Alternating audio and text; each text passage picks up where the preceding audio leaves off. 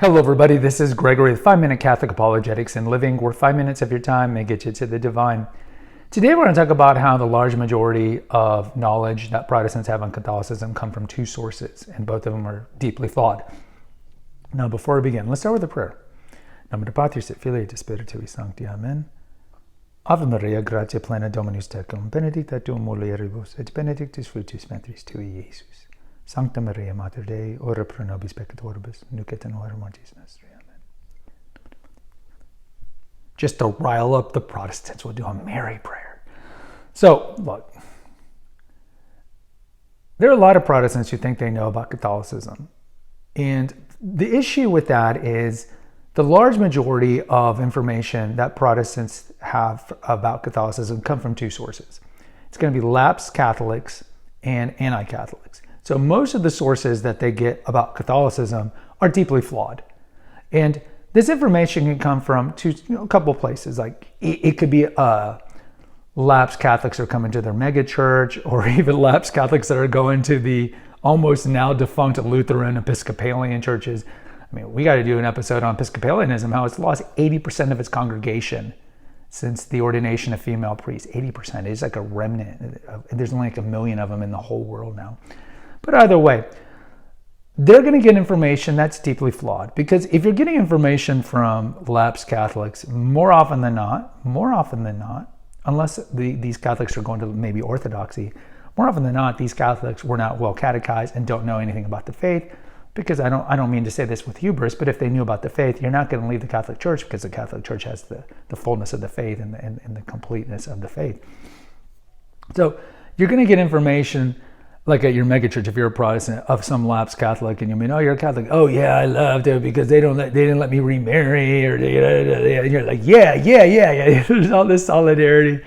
Or they'll get it from anti-Catholic sources, and God knows there are so many anti-Catholic sources out in social media and on YouTube, podcasts, wherever. YouTube, I mean, there's tons of it. But the typical Protestant, and I know Protestants in my life, I know reverts, I know converts, like you probably know like a bunch of people that are coming in, coming out, and so forth. That the majority of Protestants, what they know of Catholicism, they've kind of imbued, it's kind of been like osmotic into their mind from a couple of things. Growing up Protestant, they might hear their pastors just say things that are not like even overtly Catholic. It's not like, I would say there's a lot of pastors that are overtly Catholic, that are preaching from the pulpit that the Pope is Antichrist and the church is the whore of Babylon and we worship statues. And it's always much more subtle that you get this. So it might be in Bible studies, it might be in after service meetings, it could be from family members, maybe your parents.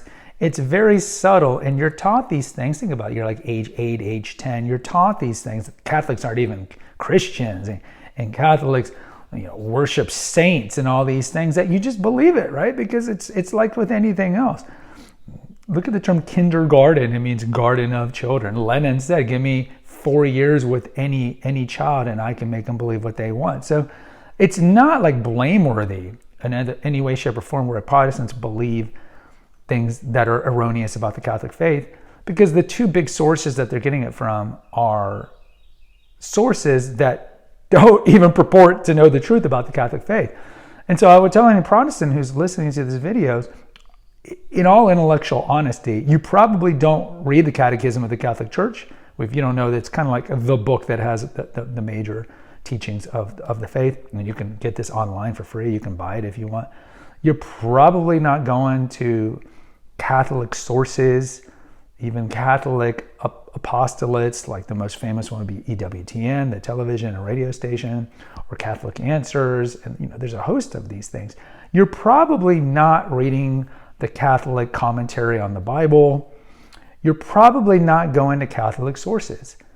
What you're doing is reading sources or watching sources of other Protestants talking about Catholicism. Well, this makes no sense. It's like being a French person and going to French sources about Slovakian culture and history and knowledge. Why would you do that? Just go to the Slovakian sources. It makes sense, but you don't really want to, because you want to continue your distrust, antipathy, or even hatred for the Catholic Church. Because if you were truly like earnest in your desire to learn about the Catholic faith, you would go to Catholic sources. I mean, this makes sense. This makes sense. And ultimately what ends up happening, and you certainly see this with the leadership of Protestantism, and I've talked about this in the past, that Protestant pastors, especially once they start reading the patristic fathers, the early church writers, these are the disciples of the original apostles. The first, patristic era is like, some would say 800 years, but then you would just say up to like St. Augustine. But if you're reading the writings of Clement of Rome and Ignatius of Antioch, you're reading the Didache, we have episodes on all these guys, Irenaeus of Lyon, St. Augustine, all these things. They realize pretty early on, and they might read like some of Clement's letter to the Corinthians and just shut it. They'll read like a paragraph, like, no. But the truth is there. And Cardinal Newman, a convert from Anglicanism to Catholicism, said those Protestants who read history cease to be Protestants. And that's a kind of a bad quote of what he says. But it's true.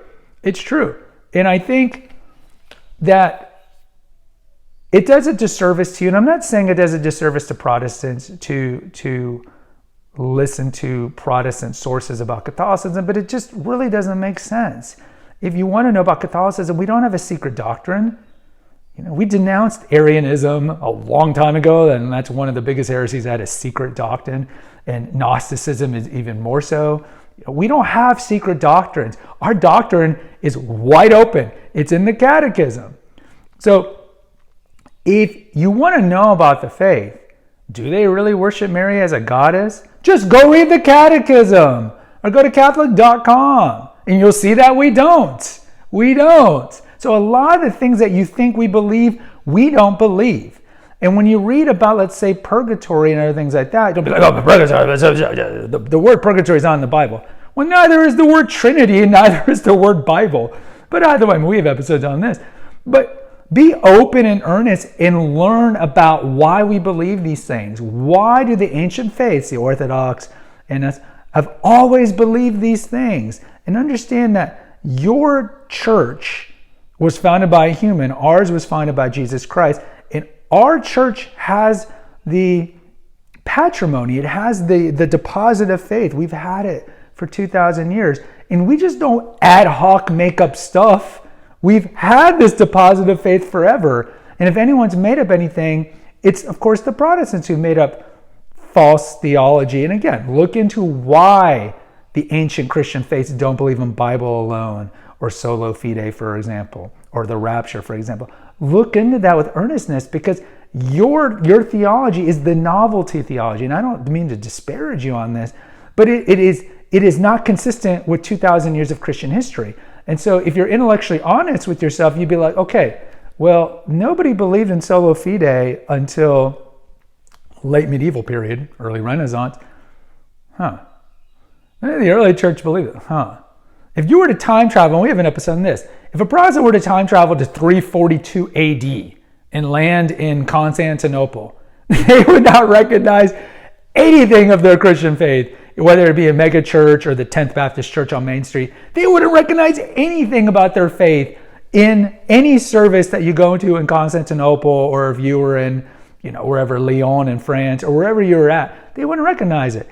The Christian churches in the 4th century were Catholic in every nature. You'd go in and there'd be a mass. There'd be a mass.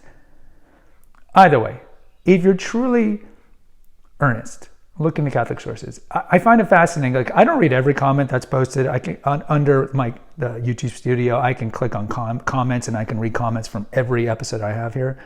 But I would say, in terms of like negative comments or things that are not supportive of Catholicism, I'd say about 70% of them are comments of people who think the Catholic Church teaches something that we don't teach. And this is something that Fulton Sheen, the great evangelist of the mid-20th century, said. And I'm going to misquote him, but he said there's millions of people who hate the Catholic Church for what they think it teaches, and there's only a few who hate it for what it really teaches, or something like that. There's just this great obfuscation and misconception of what the Catholic Church teaches. And again, I don't blame Protestants for this, because they were kind of raised in this misinformation. And unless a Protestant goes out of his way to either because they're evangelized by a Catholic who actually knows his faith, or actually just one day is very curious. Maybe they just have an insatiable curiosity, and they actually investigate why the Catholic Church teaches anything. Most Protestants are just going to stay and happily, contently stay